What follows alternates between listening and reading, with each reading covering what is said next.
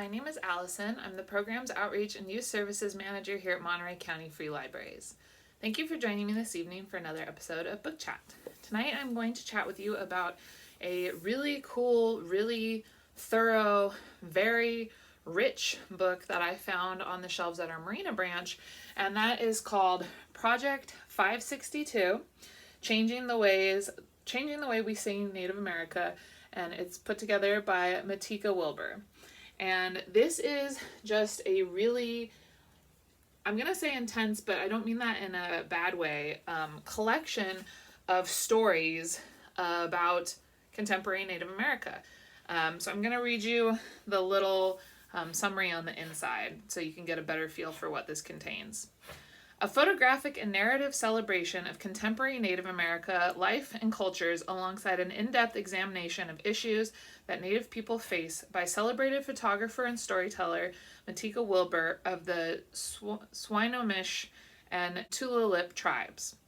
In 2012, Matika Wilbur sold everything in her Seattle apartment and set out on a Kickstarter-funded pursuit to visit, engage, and photograph people from what were then the 562 federally recognized Native American tribal nations.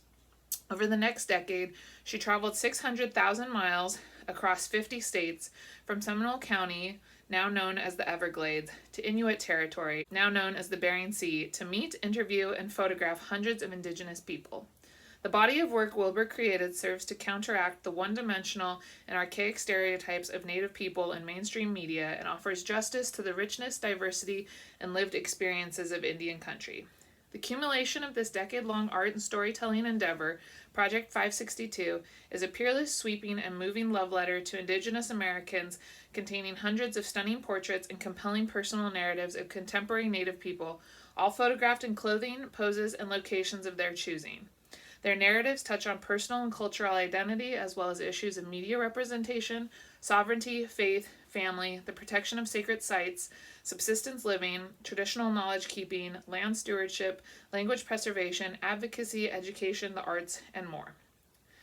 So this, like I said, it's a very intense book because there's a lot in it.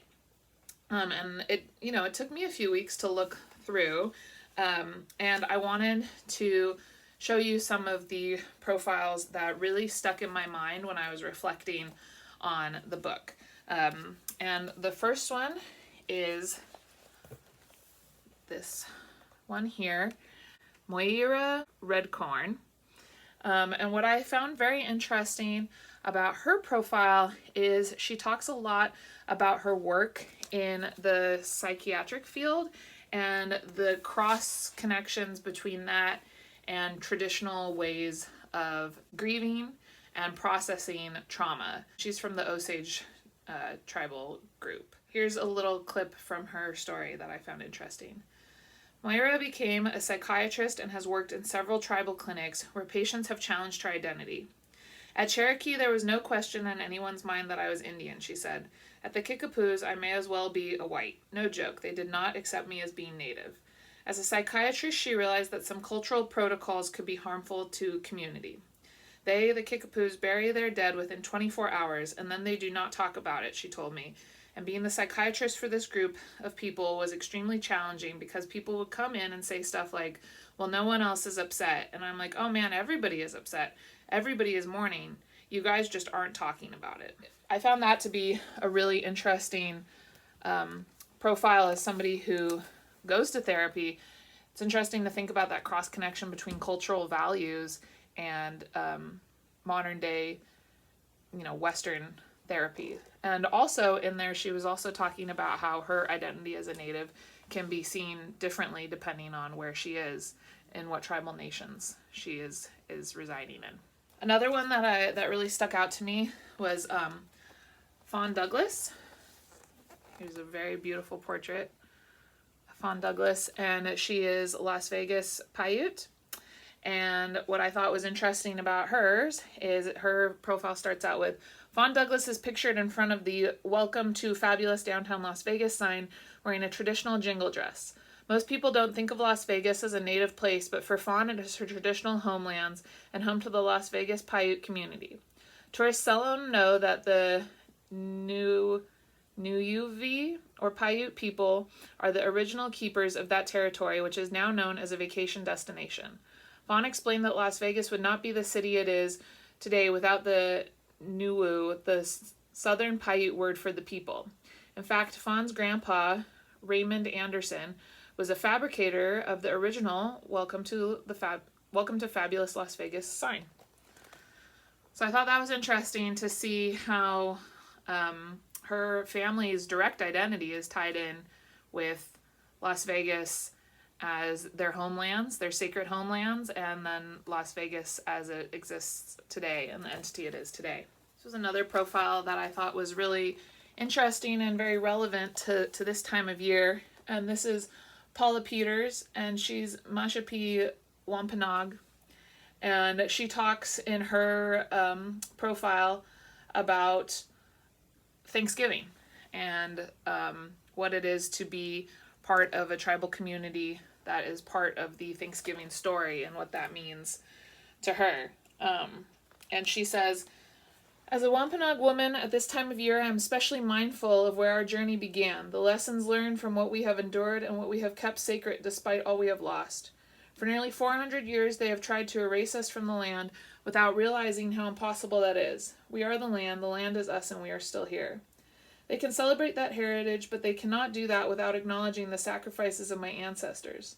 The holiday itself perpetuates this myth that there was this time of courageous pilgrims who came to found this country and met with happy Indians who fed them and had this great feast, and it was all kumbaya.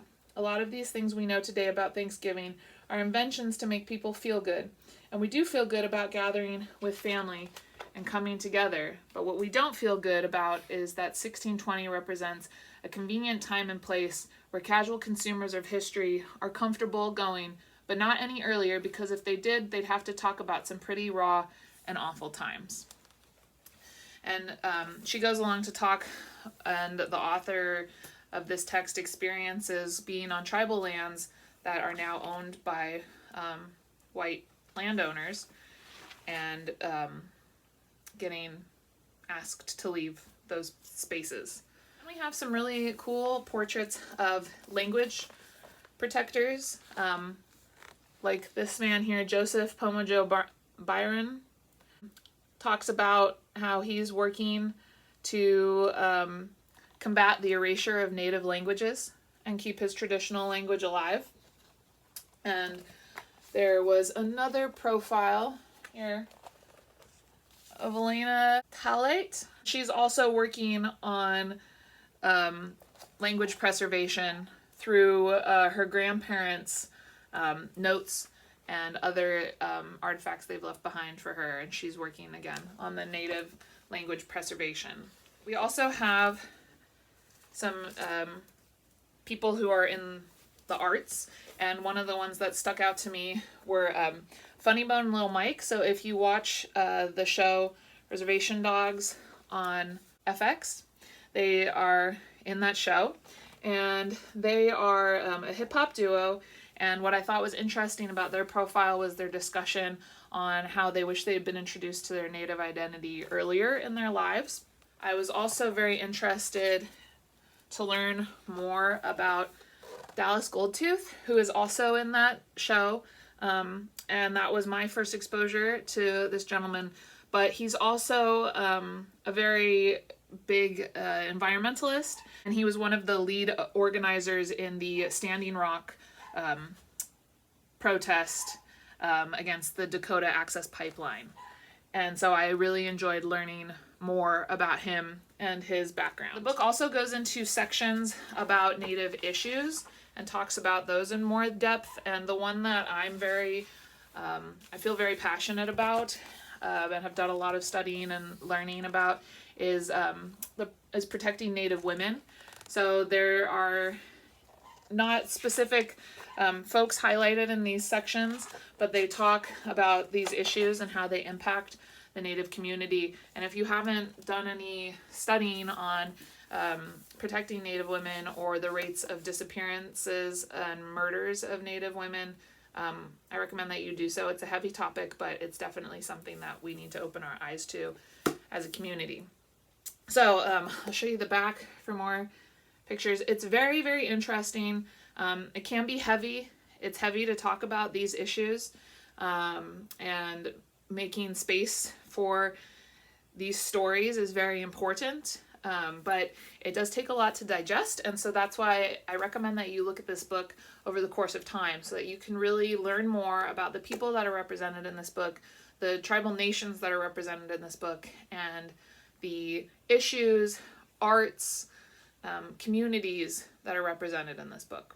It's very, very good, very thorough, and a really excellent and interesting representation of Native America, a great way, as it says, to combat the stereotypes and the archaic visions of what we think of as Native American and Indigenous peoples.